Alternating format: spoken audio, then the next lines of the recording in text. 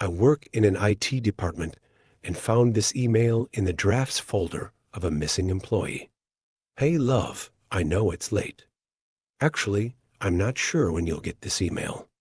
I'm sorry I haven't called you back yet. I've been busy. I wish I had listened when you told me to come home earlier. I'm writing this now because I don't know what else to do. I need to explain what happened. I want to write down every detail I can remember. I need to tell you the truth because I think I'm trapped here. I'm not sure if I will get to see you again. As I'm sure you gathered, I stayed late at the office again, and yes, I know, I'm an idiot. You were right. When you called earlier, I could hear it in your voice, how worried you were, but I brushed it off. I laughed at your bad feeling because it sounded like superstition, and I didn't want to hear it. I had work to finish. My deadlines, my clients. I wasn't going to let a feeling pull me away. Stupid. So stupid. I stayed until about midnight. When I finally decided to leave, I grabbed my phone, only to realize it was dead. Completely. It had been plugged in all day, but apparently the outlet just wasn't working. Of course. I didn't think much of it at the time, figured I'd just charge it in the car on the way home. I wasn't in a hurry. Big mistake. I took the stairs instead of the elevator, thinking it would be a nice change to get a bit of exercise. 6 flights down. The building was quiet, almost eerily so. There was this oppressive silence as I passed each floor. No distant chatter, no sound of typing. Just the dull hum of the building, the kind that starts to make your ears ring if you listen too long. And the air was heavy, like it was pressing down on me. I felt a little off, but I chalked it up to being tired. When I reached the lobby, it was empty. No sign of Demarcus, the security guy. You know how he usually makes his rounds? Well, I figured he was doing that. Still, it felt strange not to see him at his desk. The place felt too big to vacant. The kind of emptiness that makes you feel exposed, like something's watching from the shadows. I didn't stay long. I headed to the parking garage. You know how dim that place is, right? Tonight, it felt even worse. Most of the lights were out, and the ones still working flickered like they were dying. My car was parked alone, under the one working light, a flickering, buzzing light. I should have known something was off when I felt that. Heaviness again. Like the garage was breathing, watching. I thought I was just being paranoid. I got in the car, but when I turned the key, it wouldn't start. Nothing. Not even a click. My phone was still dead, and all I could hear was the faint echo of something. Scraping? Or maybe shuffling, coming from deep in the garage. I tried not to think about it. I thought it was a cat or something, but it didn't sound right. I'm getting goosebumps just writing this. I went back inside to ask Demarcus for help. 20 minutes passed, and he never came back. It was so quiet, I could hear my own breathing. The only sound was the hum of those awful fluorescent lights, buzzing overhead like they were the only things keeping the dark at bay. Something didn't feel right. Demarcus never leaves the lobby unattended that long. That's when I saw the flyer for a taxi service pinned to the wall behind his desk. I figured it was my best bet. I used the landline to call them and waited outside for the cab. It was cold, but more than that, it was quiet. Too quiet. You know how there's always some noise, even late at night. A distant car, maybe someone walking by.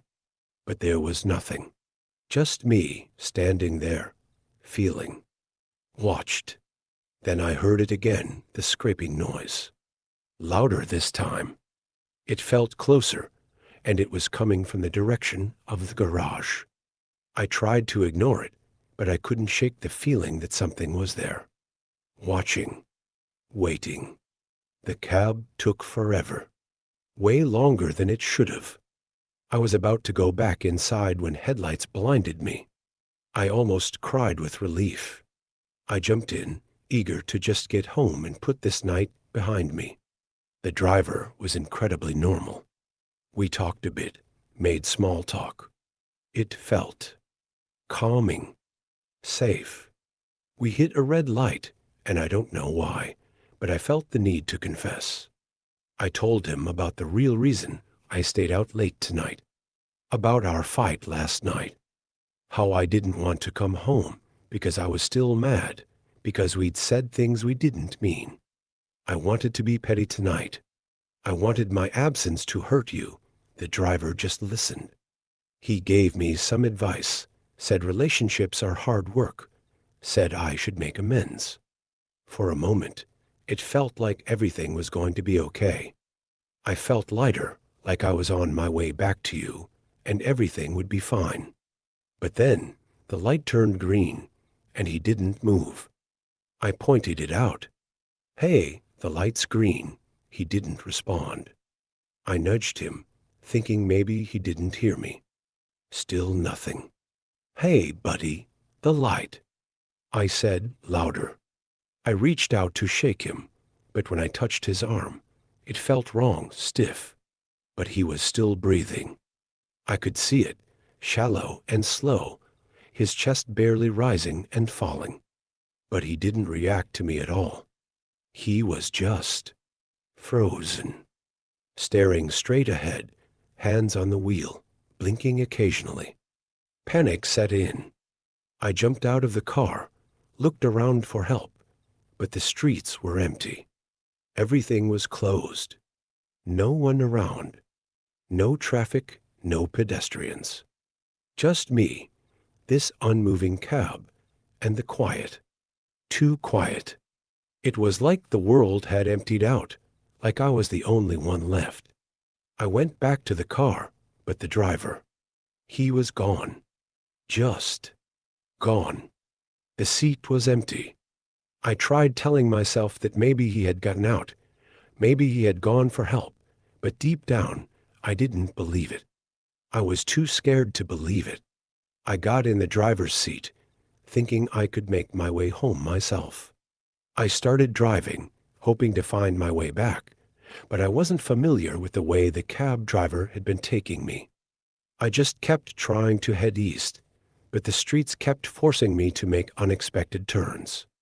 I drove for at least 30 minutes and then I found myself on the street of my office building. Something inside me screamed that this wasn't possible. I should have been miles away from it even if I hadn't been close to home either. But I still clung to hope that the bad feeling was all in my head. I thought of this as an opportunity. Now I could head home the way I was familiar with. I pushed the accelerator to the floor and tried to race by the office, but something went wrong. The taxi made some horrible, metal-rending noises and slowed.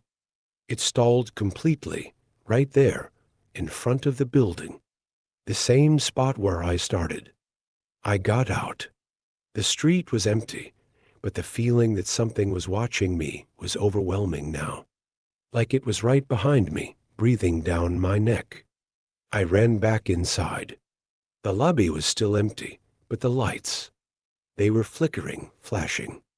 And, I swear to you, in the dark moments, I could see Demarcus. Or something that looked like him, sitting in the chair, twisted, like his body had been broken in ways that weren't possible. But when the lights flickered back on, the chair was empty. I didn't look back. I ran for the elevator. I pushed the button and waited.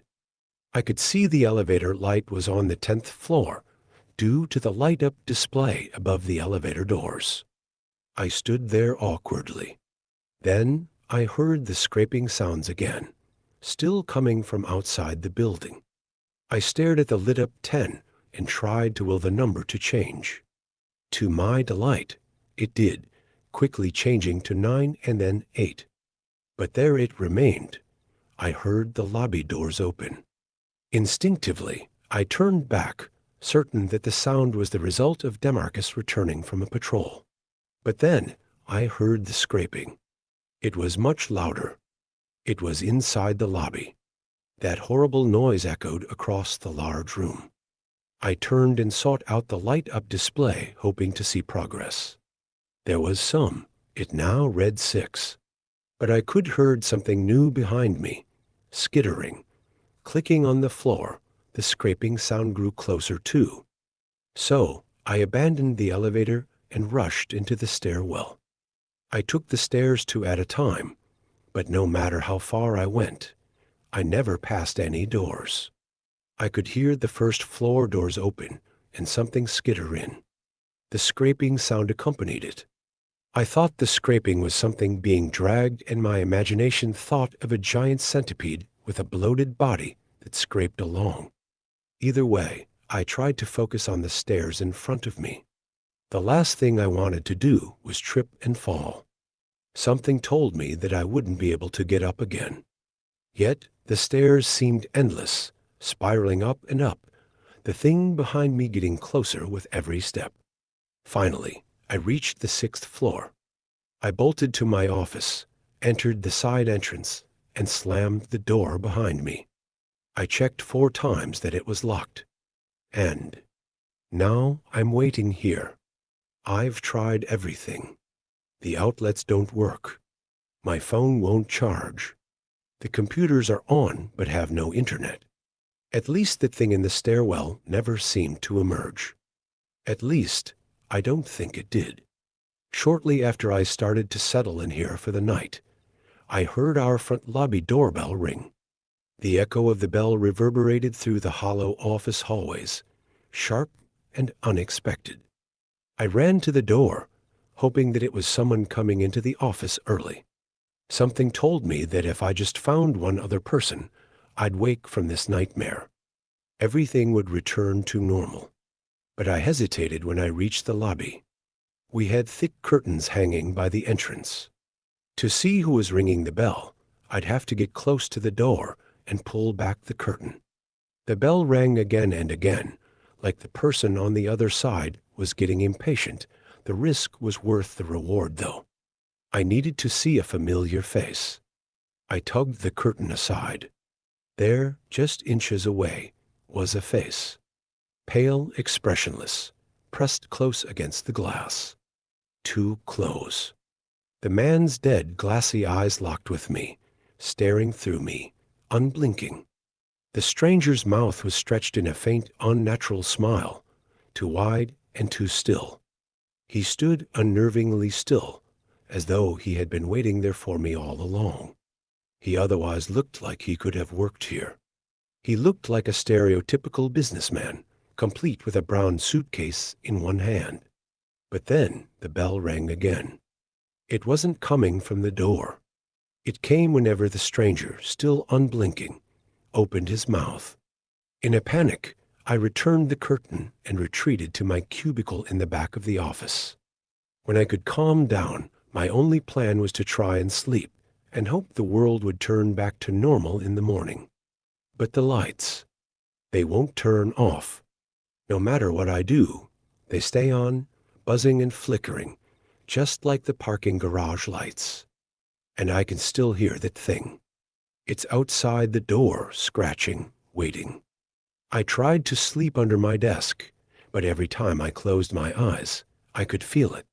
Something watching, getting closer. Keeping my eyes closed was impossible. And yet, I kept feeling like the next time I opened them, that stranger's face would be there, right next to mine. But that's not what happened. Instead, the last time I opened my eyes, I got a different surprise. There was a phone, a landline, sitting on the floor in front of me. It definitely wasn't here before. And now, it's ringing. It's been ringing for a while. I unplugged it, but it won't stop. I don't know what to do. I'm scared, Susan. I'm sorry. I should have listened to you. I shouldn't have stayed late. I wish I could just come home, but I don't think I'm getting out of here. I'm going to answer the phone. I know I shouldn't, but I don't have a choice. That thing outside the door, it's not leaving. I can hear it moving from our front door to the back, and it keeps trying the handles. But the worst part, none of the clocks have moved. It's been midnight for hours now. I really don't think this night is ever going to end. I just want you to know I love you.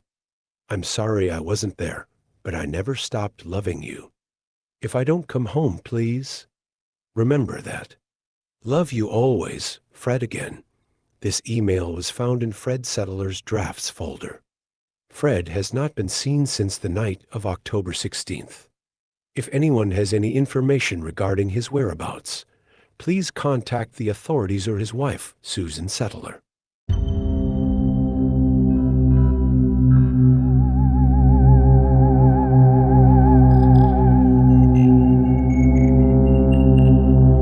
Story 2. I found a disturbing tape that my wife and her ex-husband filmed on their wedding night. My name's Joe's, and I 49 meters have been married to Kelly 42F for 6 years. We met at Mexico City International Airport in 2014. Both of us were waiting in a restaurant for a late-night long haul to London. The pretty stranger quickly clocked my black epaulets, each bearing 4 yellow stripes, then swiveled in her bar stool to smile at me. It was an unconvincing smile. I remember that. She looked like she'd been crying. And I also remember her asking, "Are you flying somewhere far, far away?" When I answered, Kelly smiled and revealed that she would be one of my passengers.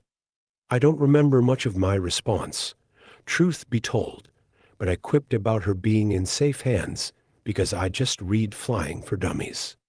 And she laughed politely as if it were the first time she'd heard that joke.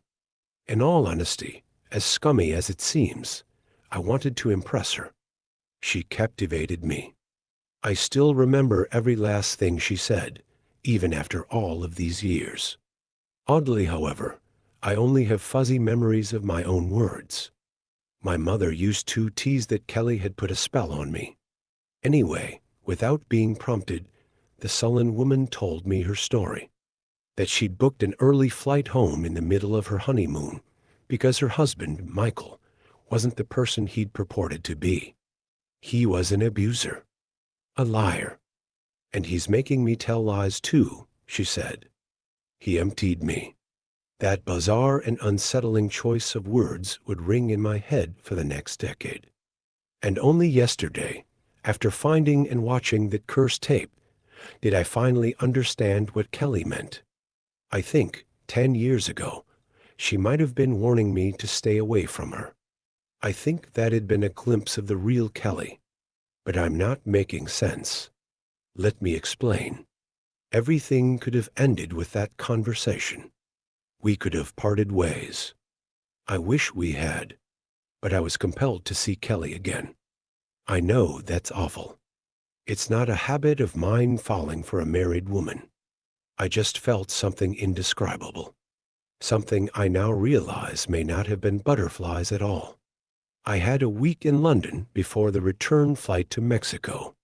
During those 7 wonderful days, I frequently met up with Kelly at her hotel. Said that I had to check on her.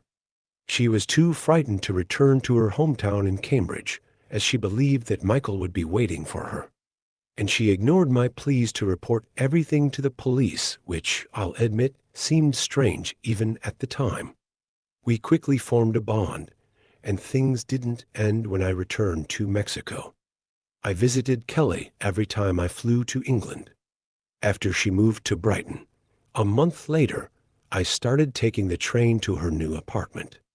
Believe it or not, I once took a short-haul flight from Paris to London just to see her. A year later, when our relationship inevitably became something more, I'd already made the decision. I wanted to move to England to be with her. I'd been training to become an airport technician, and I secured a job at Heathrow in late 2015. By early 2017, Kelly and I had bought a house together. In 2018, we got married. I'm obviously fast-forwarding through the ins and outs of our relationship, but Reddit isn't built for essays, is it? I'm here to tell you what I found yesterday morning whilst tidying a storage cupboard. Kelly's clusterfuck of clutter, as I like to call it, came tumbling out of the open door and washed over my feet. A stark reminder that weekends shouldn't be wasted on chores. If I'd been relaxing on the sofa, I might not have discovered what I discovered. Maybe Kelly would have disposed of her own clutter, and we would have lived a happy 50 years together. But I was the one wading through the puddle of forgotten belongings. And what caught my eye during the tumble was a camcorder, surfing atop the junk heap, which spilled out of its bag. Landed at my feet. I picked it up and chuckled. I knew Kelly and I were old, but not that old. I had no idea she owned such a relic. And curiosity got the better of me, obviously. Who wouldn't want to check the contents of a spouse's dusty tape, locked away for who knows how many decades? When I plugged in the device to charge it, an error message displayed on the ancient screen. I thought I'd been thwarted by tape or hardware degradation. But I fixed everything, unfortunately, by cleaning out filth from the tape slot. Then I rewound the recording and pressed the play icon. The white, pixelated text read, October 9th, 2014. For Americans, that's September 10th, 2014. And I quickly realized that was a week before I first met my wife. Everything slotted together horribly when Kelly stepped out of a hotel bathroom in wedding lingerie. I realized what kind of tape I'd found. Don't think less of me for watching. It wasn't like that. Even degenerates, I assume, don't want to watch the person they love share such intimacy with someone else, let alone an abusive ex-husband. And Michael was abusive. Kelly wasn't lying about that, but she'd only ever told me fragments of the story. So, even though I expected a raunchy sex tape, I wasn't watching for that reason. My eyeballs weren't springing from their cartoon sockets. Well, okay, I was watching the video keenly, but fear rendered me wide-eyed. Not lost. I just knew that something was wrong with the hotel room. The only natural thing in the footage was Kelly. And as I watched my wife sprawl across the bedsheets, waiting for her filming husband to join her, I eyed the room's cream-colored walls. I didn't give a rat's rear about the interior design, but something hidden in the paint made me sick. You wouldn't understand unless you'd seen the video for yourself. Then something in my head started to ache sharply, much like a migraine brewing behind my sockets. But it wasn't that. It was a painful urge which prompted each of my squeaking eyes to twist. I looked, without even wanting to look, at the edge of the screen. Searched for something that was only just beyond both the border of the video and Kelly's vision. I wanted to scream at the younger version of my wife as she lay still, as she watched Michael with caving dimples and a provocative grin. I wanted to scream at her to run, though I didn't know why I wanted to do so. That was the most terrifying thing of all. I didn't fear the obvious horror of watching my wife and her ex make love. I feared something else in the room, something I didn't understand. Get rid of that camera, Kelly whispered, before wagging her index in a come-hither motion.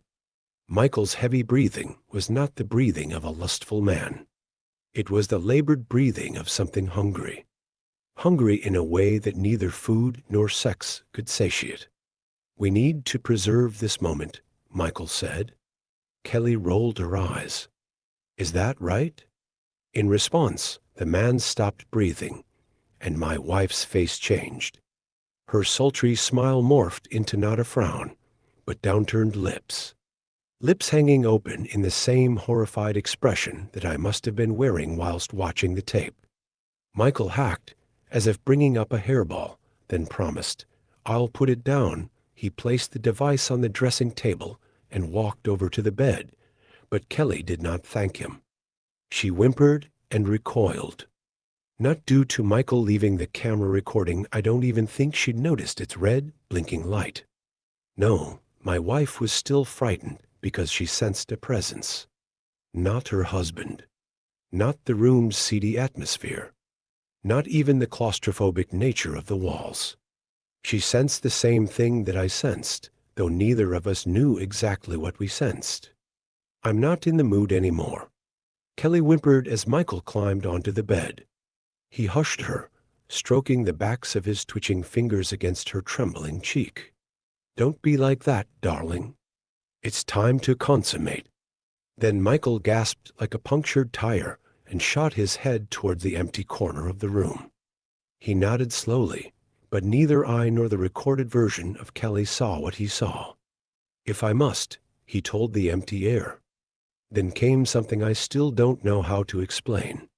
The plaster rippled as something behind the wall pressed against it, tried to get out. Like a hand forming a shadow puppet, something about the shape was illusory.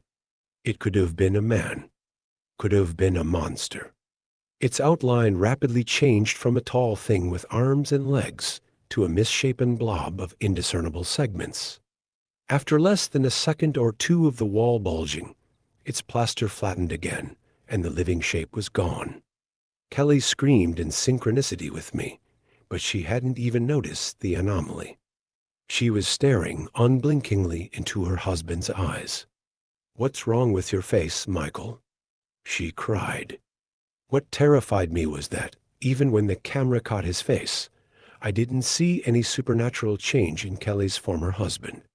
Didn't see anything other than a very human man, one with an unkind smile and dead eyes, perhaps, but still a man. However, Kelly saw something. Something I didn't. Still, all of that pales in comparison to what happened next. Michael thrust his hand into Kelly's open mouth, prompting her eyes to open just as widely.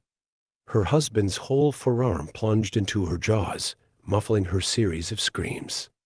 Then my wife wriggled and squirmed as Michael propelled his upper arm down her throat, pushed deeper and deeper until his shoulder met her lips. Another impossibility followed, one that I still don't know how to put into words. Michael pulled his arm out of Kelly's mouth, and when his fingers resurfaced, they were holding something. Not my wife's innards, not the innards I had expected, at least. There wasn't a speck of blood on the man's hand, but a wet, translucent film. It looked a little like either saliva or lubricant. But again, that wasn't what horrified me. Michael's fingers were clutching the hair of a human head. A head sitting at the top of Kelly's throat, like some wretched birthing canal. My wife's lips opened unimaginably wide, as did mine. I gulped in incomprehensible horror. She gulped simply to make room for that adult head to emerge, then gulped wider to free a set of shoulders and a torso. I uttered an entirely silent scream, believing that, if I were to produce even the tiniest sound, something from within that footage would hear me in the future. But a slight whimper escaped once I'd identified the head. It was Kelly. A cloned version of Kelly was climbing out of her lips. Some fleshy Russian doll. That younger version of my wife was birthing an exact replica of herself. And the clone was screaming too, for it didn't ask to be born. The original Kelly's skin started to crinkle, crease, and shrivel into something smaller. The clone undressed, shed her former skin, reduced the original Kelly to a silky dress that dropped onto the duvet. Then the clone, the new Kelly, fell into Michael's arms, and she eyed the empty skin suit beside her. She may have been screaming through those open lips, but a white sound was drowning all other noises. A prickly static that dug into my flesh. That maddening racket was accompanied by a gangly shadow moving across the wall of the hotel room's entryway. A shadow with the vague appearance of a man. But the tape cut out before the stranger came into view. Hard on my tongue, I hurriedly thrust the camera back into the bag and tossed it against the back wall of the cupboard. And mere moments later, there came the sound of my wife's car pulling into the driveway, so I tried to compose myself. Tried to forget the hellishness I had just seen on her old wedding tape. I looked out of the window at the driveway, but she wasn't in her car. And when I turned back to the kitchen doorway, I screamed. There Kelly stood, hounding me with blank eyes and tight lips, with a face horribly white, yet no whiter than usual. I realized I was simply seeing her true self. It had only taken me 10 years to open my eyes. How did you come indoors so quietly? I tried to ask, though nothing but a series of hoarse whispers sounded. Joe's, Kelly began, before lifting the camera bag she'd inexplicably acquired. We were meant to be decluttering, darling. Why would you want to hold on to this? I tried to answer, but I was startled by my wife's sudden step towards me. A solitary step, followed by a gasp and a jolt, much like her ex-husband in the video. Then Kelly looked towards an unoccupied corner of the kitchen and said, "If I must." Upon hearing that echo of Michael's haunting words, I ran, barged past my wife, who seemed either unprepared or unbothered by my escape. I ran out of the house, leapt into my car, and drove away from my life. I've been on the road for more than a day, stealing bursts of sleep in service station car parks. It's currently 2 in the morning, and I was just woken by the sound of white noise. Not from a playing videotape, but from the world around me. That static drowned everything for one horrendous minute. I didn't want to look out of my driver's window, but there also came that familiar strain behind my eyes. A coded warning from my brain. And when I sat up to look outside, I locked eyes with a large truck parked a couple of spaces to my right. That was when I yelled until my vocal cords gave out. The side of the vehicle rippled in much the same way as the wall of the hotel room. Rippled to form the outline of a man inside the storage compartment. He was pressing against the truck's side, trying to push through the metal. The shape quickly lost its definition. Then it became nothing at all. All that remained was an abandoned truck in a near-deserted car park. I don't know what to do. Please help me before that thing finds me. Before it pulls something out of me.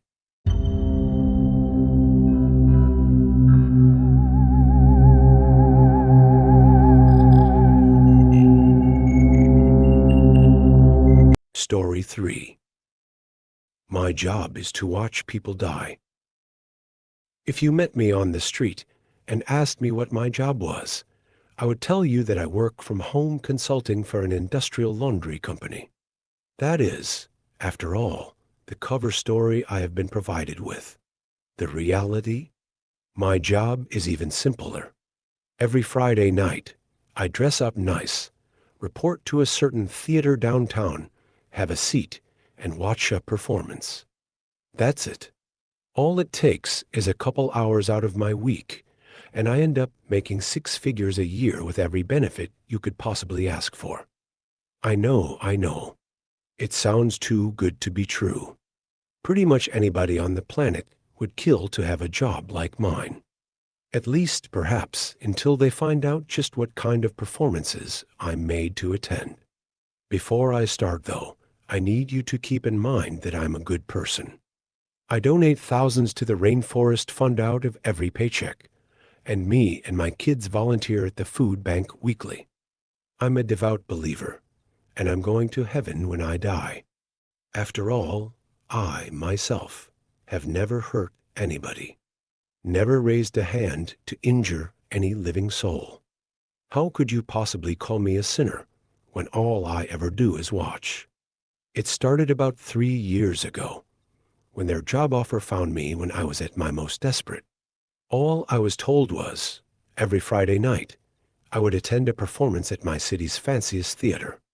That was it. I was baffled at first. What the hell do I know about theater, or ballet, or orchestras? Had they gotten me mixed up with some big-shot critic? During our talk on the phone, however, they politely reassured me that no critical ability would be required. All we ask, they said, is for you to be there to bear witness. Everything about it screamed scam, but I figured, what the hell? Worst case scenario, I listened to a pitch for some MLM or timeshare, politely decline, and then walk out with some pocket money. I was baffled when I pulled up to the theater. Dozens, maybe even hundreds of people were streaming in, all in nice suits and gorgeous gowns. I'd thrown on the fanciest clothes I could afford, yet I still felt severely underdressed. The theater was totally rented out by my employer, and only my fellow coworkers were allowed in. How much could it have cost to hire such a massive crowd just to attend this one performance? Who could possibly bankroll something like this? I tried to empty my mind and simply merge into that human tidal wave flowing through the doors. Every staff member was dressed in a refined all-black suit with black tie and undershirt to the point they seemed to darken the air around them. Each wore a white comedy mask, the neoprene stretched into a grin of perpetual laughter, which struck me as almost mocking. They demanded that we hand over all electronic devices, even patting us down and running a metal detector over us. Then they reminded all attending not to leave their seats under any circumstances during the performance, recommending we take bathroom breaks before the show started, and to remain quiet, and to keep our eyes open. They kept repeating the same mantra. No distractions. No diversions. No lapses in concentration. Remember, you are here to bear witness. If I'd been alone, I would have left right then and there.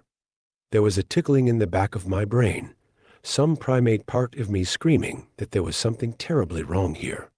But mob mentality is a hell of a thing. Everybody else seemed calm, nonplussed, handed their phones over without a fuss. There were a few holdouts, probably other newbies like me, but eventually they too relented.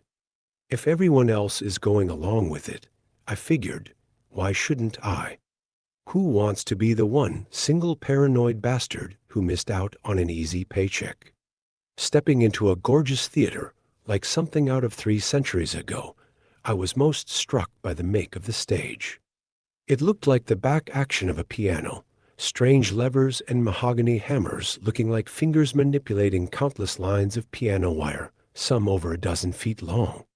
All the taut wires stretched in bizarre formations across the stage reminded me somehow of a spider's web. I could not fathom a machine so complex, yet with such little apparent purpose. The nature of the performance always varies. Sometimes it's a work of Shakespeare, a ballet, an opera, hell, even a puppet show. That day, it was a concert featuring a small chamber orchestra of around 35. Students, it looked like, young and inexperienced, with a nervous air about them, as if this was their first time performing before such a crowd. Mostly a string section, plus one of each woodwind, and just a couple each on horns and percussion. The conductor was one of the staff members in the comedy masks. I was baffled. Who would put forward this much cash just for a small, green orchestra to play in such a massive, prestigious venue? One of them must be a billionaire's kid, I figured. It was the only explanation. This, I've since realized, is always the best part. The beginning of the performance, when you can, if you try, lose yourself in the display and pretend everything is okay, that it's all normal. It was best on those lucky days when the performers on stage were completely unaware of just what sort of danger they were in. That always makes it easier for everybody. On that first day, I was as oblivious as they were, and simply enjoyed the music. Maybe some snob of the orchestral arts would hear their amateurish mistakes, but to my untrained ear, they sounded just fine. Pleasant, even. But one question began to worm its way into my head, a small nagging at first, which crescendoed into a hammering on the inside of my skull. How much time has passed? At a certain point, I suspected the intermission was long overdue. But there were no windows, and I had to part with my electronic wristwatch at the door. So really, getting any sense of time was impossible. I dismissed it as my lousy attention span at first. But eventually, others began taking notice. No one dared speak, But among the fellow newbies, I noticed furrowed brows and sideways glances, confused and concerned. The performers seemed to be getting restless as well, whispering and gesturing to each other, and the conductor, who never ceased those robotic, sweeping motions of his gloved hands. It must have been 2 hours by then, if I had to guess, and they were starting to look exhausted, dehydrated. Some even looked as if they were about to quit playing. Continue performing. In a moment, all of the piano wire loudly reverberated and stretched taut with the movements of those mechanical contraptions on stage, as the whole thing bristled and tensed as though it were a living thing. And that voice, cracking like thunder, seemed to emerge from the stage itself with a mechanical roar like the grinding of metal on metal, that seemed to frighten them into submission for a while. It wasn't until a half-hour later that my life changed irreparably. They'd been playing a quiet sonata, so everybody could hear the sudden furting, accompanied by a pained yelp. My eyes leapt to one of the violinists. One of her strings had broken and happened to snap her right in the eye. It could see the streak of scarlet bifurcate her pupil before the emerging blood replaced the entire eye with a thick redness. She stood, clutching a hand over her eye and blindly grasping with the other, gesturing toward medical help. And as she did so, that strange lattice of levers and hammers and pulleys all roared and clacked to life like a bear trap being sprung. The machine's efficacy was just as sudden, just as brutal. Those clockwork edifices moved like a pair of robotic arms, aiming a wire for her neck as if trying to garrote her. But they moved at such a speed that the wire seemed to pass through her, like she wasn't even there. For a moment, she seemed fine, unaffected, as if nothing had happened at all. And then things began to fall off of her. Her head severed at the neck, alongside the hand she'd been holding over her eye, and the very fingertips of her other hand with which she'd been grasping a little too high. All had been cut cleanly, with surgical precision. Time seemed too slow as they all went clattering wetly to the floor, and the girl's body soon followed, as if it took a few moments for gravity to set in. Or perhaps for her body to realize she was dead. It happened so fast, it was hard to be properly horrified. It was more like, maybe. Everybody stared at the chunks of meat that had once been a promising young woman with hopes and dreams. That spiderweb of wires was still rumbling and shaking all around them, and the mechanical voice roared once more. Continue performing. They were given no further warnings. A few of them jumped from their seats out of sheer instinct, not even thinking. None of them made it more than a step before the wires divided them in twain. The rest just kept playing exactly as they had been, as if their brain froze up at what they'd witnessed and simply ran on autopilot, until their faculties slowly returned to them and they realized that this instinct had saved their lives. Where once beauty filled the room, now the orchestra had been reduced to a discordant sound like a long, shuddering whine, like a mocking parody of music. They gripped their instruments with trembling, sweaty hands, playing just well enough to avoid stoking the ire of those quivering wires stretched taut all around them. They realized gradually that they were allowed to speak. Immediately, they began wailing hard enough almost to mercifully drown out the dismal cacophony that was once music, some begging and pleading with the staff, others screaming out threats, be they legal or physical. Nothing they said could shake the masked men and women in the slightest. They stood at order like statues, unflinching. Realizing this, they turned their attention to us. A wall of red, weepy eyes scanning the crowd for any hint of mercy, begging us to band together against the staff, calling us all sick bastards for just sitting there and watching them die. A blonde woman on violin had the most genius and cruel strategy of all. She merely began telling us about herself. Everything she could think of, poured out in between sniffles and tears. My name is Vera H. Hayes. That's my husband-o over there. She gestured to a dark-haired man on drums. He'd been the quietest of them all, seeming to be saving his strength, We have a little girl. She's 8 years old, and she loves her mama and papa. Her name is Lucy. She loves horses, and I was saving us to maybe give her riding lessons one day. I desperately wanted to cover my ears, but knew it would be against the rules. Why can't she just shut the hell up? I thought bitterly, grinding my teeth. I truly hated her. Hated her more than I'd ever hated before. But why? Some dim remnant of my reason asked. She's a victim here. She's done you no wrong. But I realized I hated her because she kept reminding me she was human. Reminded me of what I was doing to her. What we all were doing to her, sitting here in complicity. And it almost worked too. I almost resolved to save her. But then came the boom of a gunshot from far behind me. The shot had come from one of the tragedians standing amid the upper gallery, I was certain. I almost made the mistake of looking back.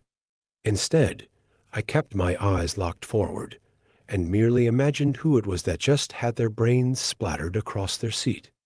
Had they snuck a phone in and tried calling 911? Had they tried making a break for it?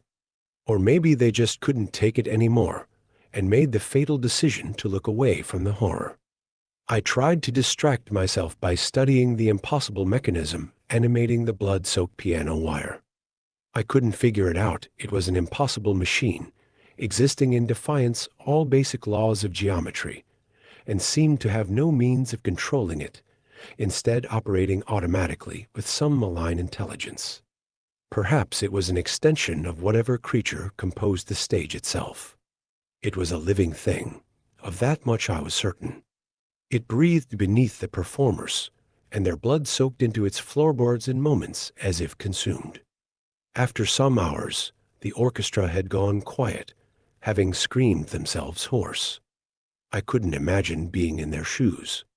Even just watching them perform was a test of endurance. Many of them were oozing blood all over their instruments, from scarlet cuts where the skin had split. The woman on the French horn was struggling hardest of all, her lungs and hands burning with exhaustion. "I can't," she eventually cried out in a hoarse little wheeze, horn slamming to the floor as her body gave out. "I'm so sorry. I can't do any." A wire passed through flesh in an instant, and suddenly she had no mouth to speak, no eyes to see, no mind to think with. All of it lay splattered upon the stage, which sated itself upon that spilled vita. Another gunshot. I quivered in my seat, sweat beading on my forehead from the terror. Somebody in the audience had looked away, and I realized I had just been about to do the same thing, had the sudden sound not knocked me out of my stupor. Most of the performers went in similar ways over the next few hours, either making mistakes or their bodies giving out. As monstrous as it may sound, I was quietly praying for them to get it over with. They were dead the moment that they walked on stage.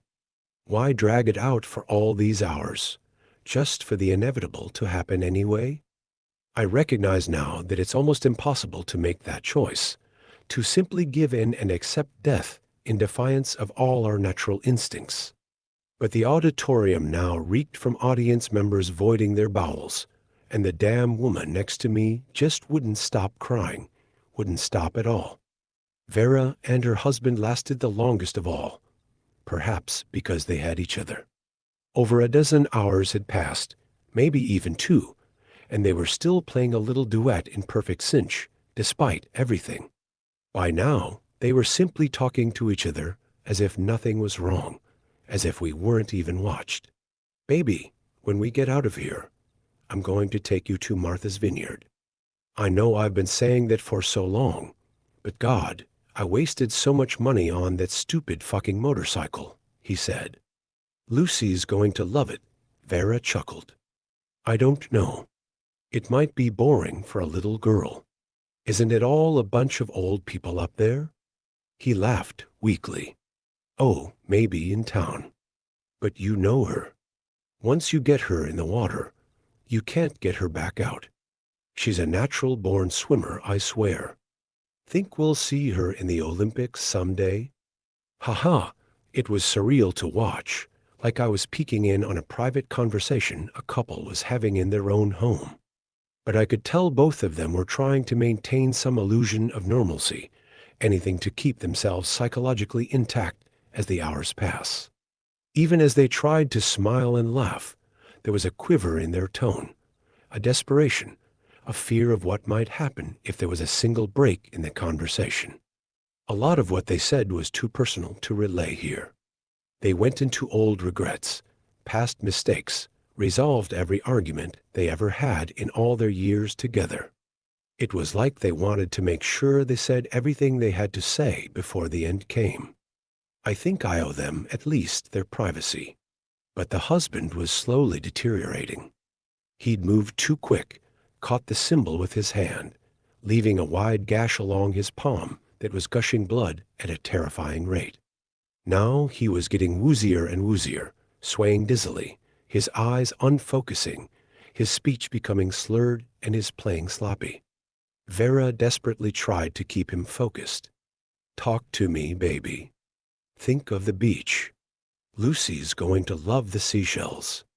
She'll pick her favorite and put it on that little stand in her room. With all her little trophies, she rambled on, but by the end, all he could manage was half-hearted grunts of affirmation. He was leaning in his seat, and then his drumstick went flying right out of his hand, sending a cloud of pink mist through the air along its path.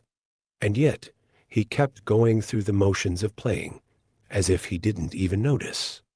Then a sudden clarity formed in his eyes, and he stared at his empty hand in disbelief, and then the piano wire was tensing and strumming all around him, and then in an instant he was up from his seat and racing towards us.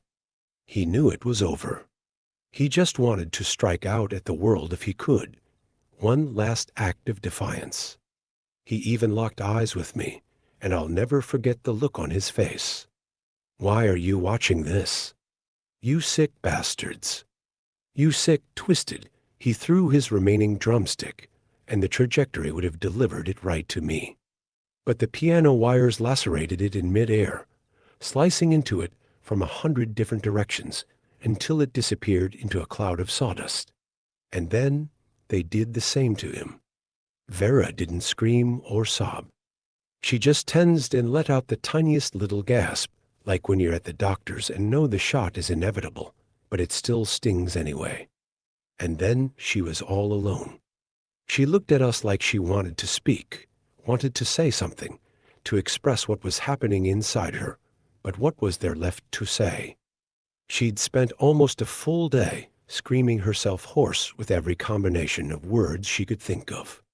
None of it helped. None of it meant anything. Instead, she expressed herself through music. She began to play the most mournful, sobering solo I had ever heard, one I knew she making up as she went along, one with which she communicated those parts of herself the words could not encompass. She stared us all down, eyes red and bloodshot, making eye contact individually as if to remind us that we were not a shapeless mass, that we were all individually responsible. I only barely remember the sound of it now, as if I'd heard it in a dream, and yet even now the memory tears at my heart. She performed for what felt like an eternity. And then, in the end, she slowly, calmly set down her violin, stood up, and took a bow. And then she was unmade. Everyone stood up around me all of a sudden, and I was immediately caught up in it too, performing a standing ovation that dragged on and on. We screamed, shouted, cried, threw things, smashed our fists against seats, tore at our hair, laughed and danced with each other. It was the ultimate catharsis after all that silence, after a full day of holding it all in. Never before had I felt so connected to a crowd of people on some deep spiritual level. We marched out of the theater, stumbling like a procession of ghouls with blank faces and tired eyes. The staff were as polite as ever, thanking us for attending the performance and hoping that we enjoyed the show. Some were dragging the bodies of shot audience members out of the theater. As I finally emerged into the outside world, I was stunned to find it was still the same night I had entered. At least 20 hours had passed inside the theater. I was sure of it, but for the outside world, only 2 hours had passed. Exactly the duration listed on their job offer. I'd never been explicitly told not to reveal what I'd seen there, and now I knew why. Nobody believed me, or worse, maybe they were covering it up. I swear to God, the police dispatcher laughed at me over the phone. I swore I'd never go back.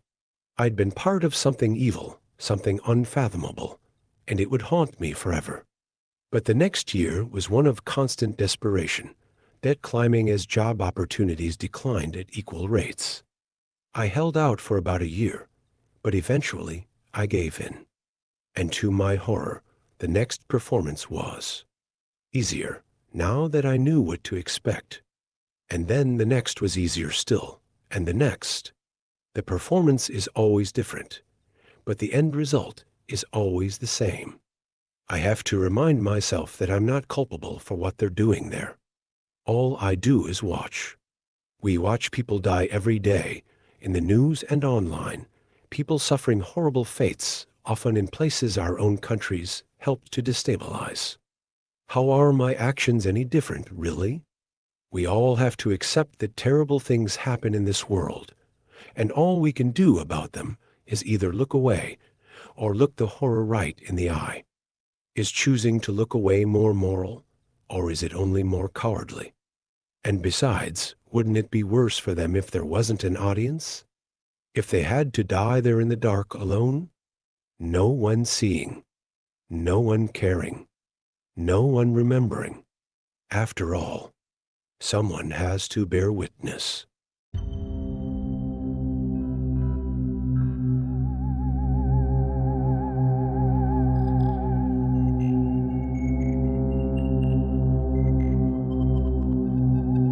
Story 4. In deep Appalachia, Halloween night comes with rules. I've lived my entire life in a holler on the outskirts of Wyoming County, West Virginia, deep in the mountains of Appalachia. It's a place so remote most folks don't even know it exists on a map. Just a handful of families in dense, unforgiving woods. This place doesn't have neighborhoods, doesn't have sidewalks, and most definitely does not have trick-or-treaters on Halloween.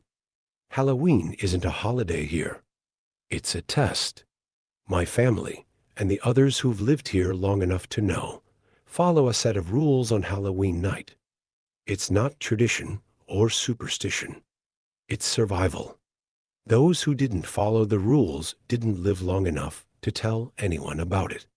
Our rules aren't just about keeping doors locked or avoiding dark places. They're specific, with reasons rooted in events we don't talk about. My dad always said they came from my great-grandmother's time, when people came to these mountains from Scotland and still believed in the old ways, whether it's spirits or something else that's out there, or things just too old to name. Halloween night here has always been a game of life and death, and each rule existed to give you just enough of an edge to make it through till morning. The first time I broke a rule, I learned why they exist, and I'll never forget it. Every October, around the second week, the rules went up on the fridge. We lived by them. My family took them seriously, and not just in a keep the kids safe kind of way. No, these rules were for everyone. Break one, and you'd put us all in danger. Here's how they go. If you hear 3 knocks at the door after sunset, do not answer. If you hear a single hard knock, open the door, but do not look at who stands there. Hold out a basket of freshly baked bread and wait until you hear the footsteps leaving to shut the door. If you hear someone call your name from the woods, do not answer. If you see a figure at the tree line wearing a wide-brimmed hat, do not look at him for longer than 1 second. If you hear chains dragging on the ground, sprinkle salt on all windowsills and door thresholds within 1 minute. If a candle is burning in the window of the old, abandoned Anderson cabin up the hill, stay indoors, no matter what. These rules didn't exist for no reason. They were handed down because bad things had happened. People vanished, people died, and strange things occurred. That's just how it was. I remember one specific year, years back, when Halloween night fell on a full moon. The air felt different, charged. My dad had a sense for when things were going to be bad. You could just feel it in the holler, thick in the air, like something breathing down your neck. Dad told us to get all the preparations done early. Salt the windows now, he instructed, standing by the door, his face tight with worry. We're not waiting for the chains. I followed his orders without question, pouring salt along each windowsill and at the front and back door thresholds. My brother was baking bread, already anticipating rule number 2, the one we hated the most. It was the one that forced us to interact with whatever knocked, whatever stood on the other side of that door. We never knew who or what it was, but we knew if you didn't offer bread, or if you dared to look, it wouldn't be good. By late afternoon, the house was fortified. The bread was cooling on the counter, its smell filling the kitchen. The fire was lit, burning low, and a 12-gauge lay across Dad's lap like it always did on Halloween.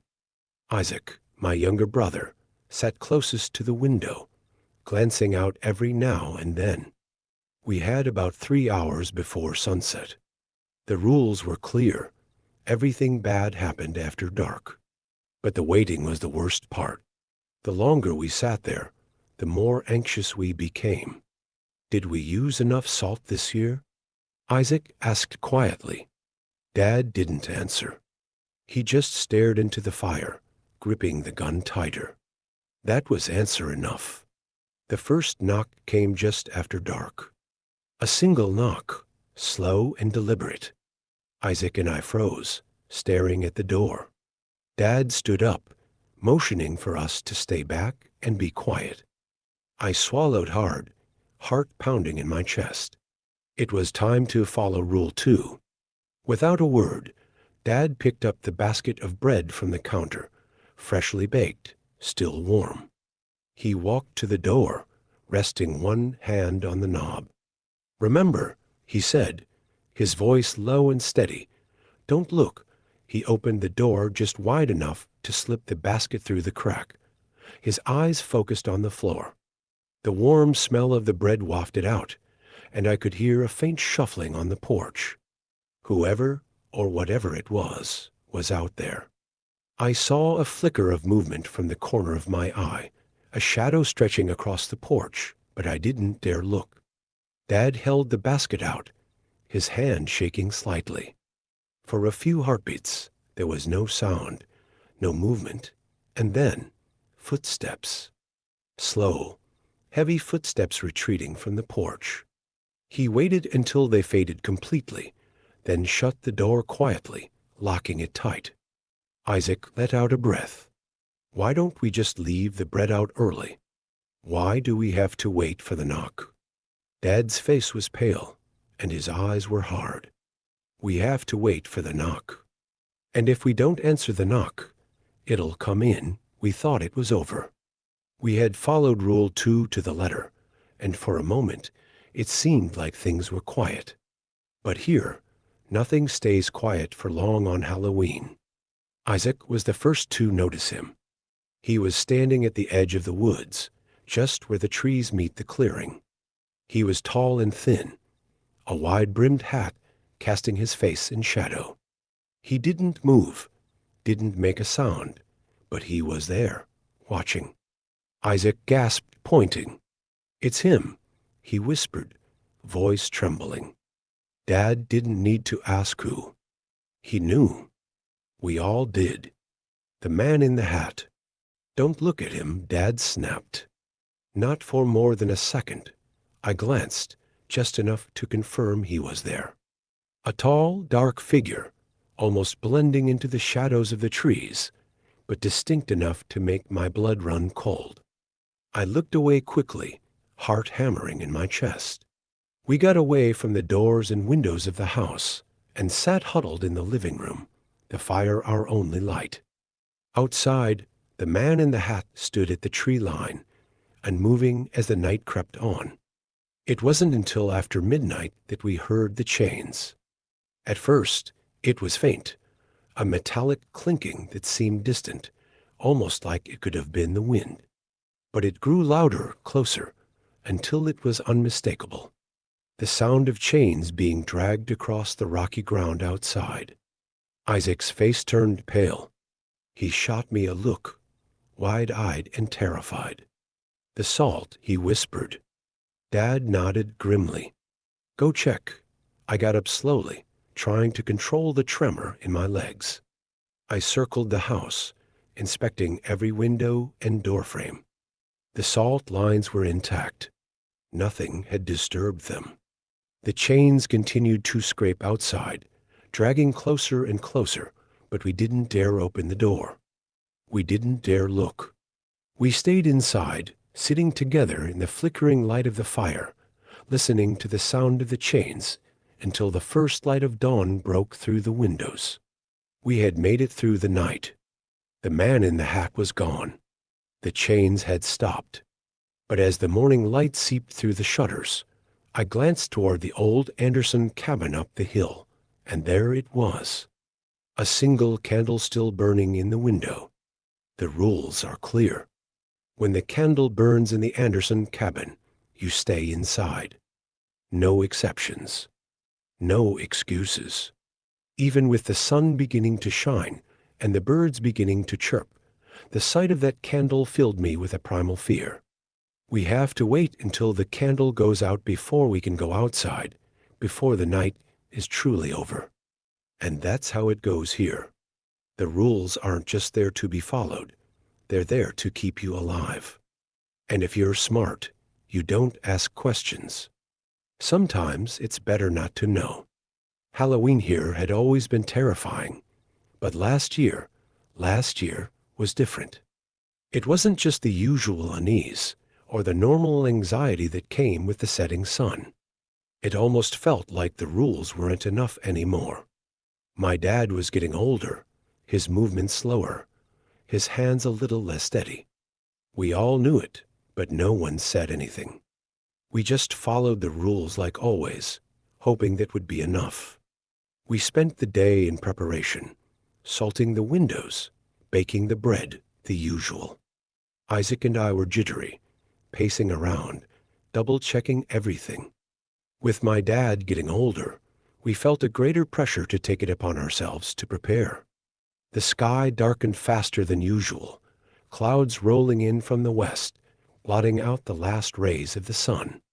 By the time dusk fell, the fire was burning low, and the house sat in darkness.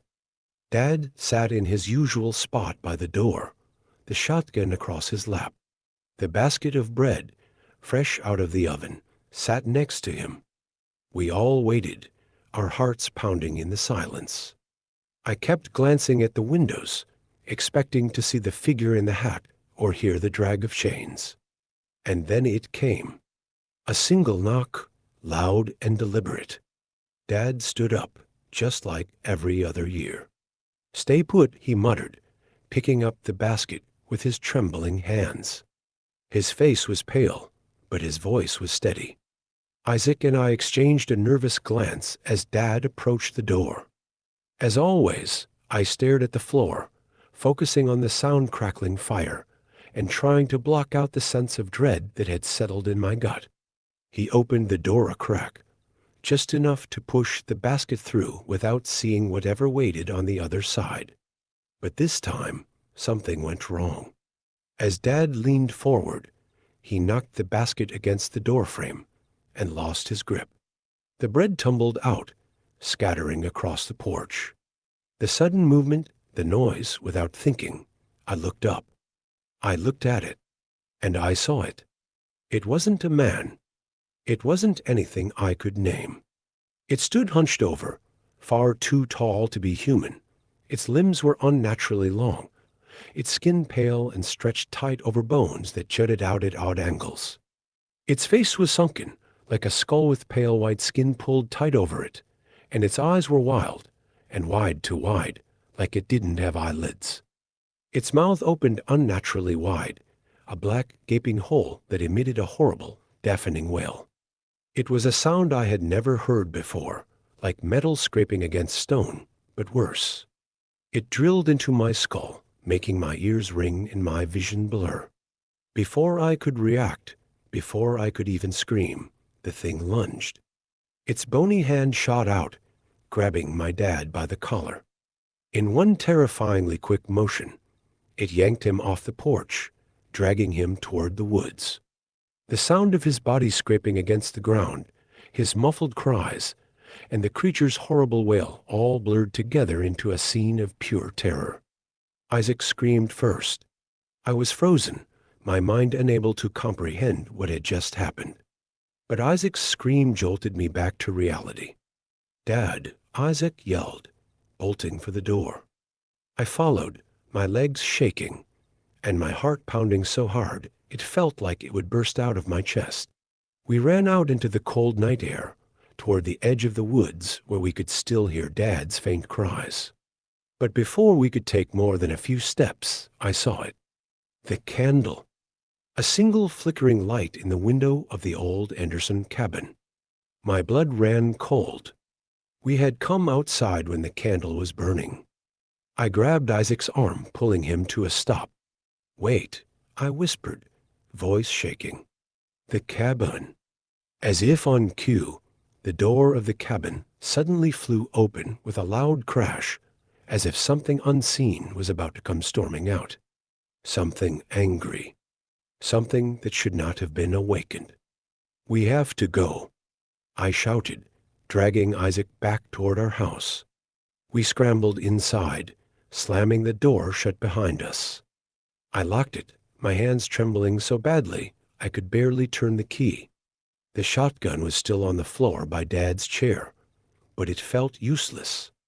What good would it do against something like that? But the night was far from over. We huddled in the living room, terrified, waiting for the next rule to break. Isaac was crying, his hands shaking as he tried to steady his breathing. I stared at the door, half expecting something to come crashing through at any moment. The chains came next. We heard them clattering on the ground, dragging closer and closer. I grabbed the bag of salt, getting ready to double-check the lines of salt we had placed down earlier. The chains dragged right up to the front door, the metallic clinking echoing in the silence. I could hear it just outside, scraping against the wooden steps of the porch. But I knew the salt would hold. It always did. Or so I thought. Isaac was the first to notice it. We had forgotten to resalt the front door threshold after going outside. The wind from the open door had disturbed our salt line. Just as I was about to rush toward the door to resalt it, I heard the chains and a creaking against the door. It sounded as though a heavy weight was slowly leaning against it. I knew we didn't have time. I began to back away, motioning to Isaac to go to the bedroom. Isaac screamed as the door burst open. We ran into the back bedroom, hearts pounding, breaths coming in ragged gasps. I quickly salted in front of the door to the bedroom and checked the windows. "It's in the house," I whispered. I could feel it, a presence, something cold and malevolent, creeping through the house toward us. I don't know how long we waited, or how long we listened to the chains pacing back and forth through our house. Eventually, we heard them go back outside. Slowly, we left the bedroom and quietly closed and locked the front door. I placed a fresh line of salt in front of the door and breathed a sigh of relief. We were safe, for now. And then we heard it again. A knock. But not the single knock. And not the 3 knocks. This was something new, something that didn't fit the rules. It was a rapid, frantic pounding, as if whatever was out there wanted in now. My heart stopped.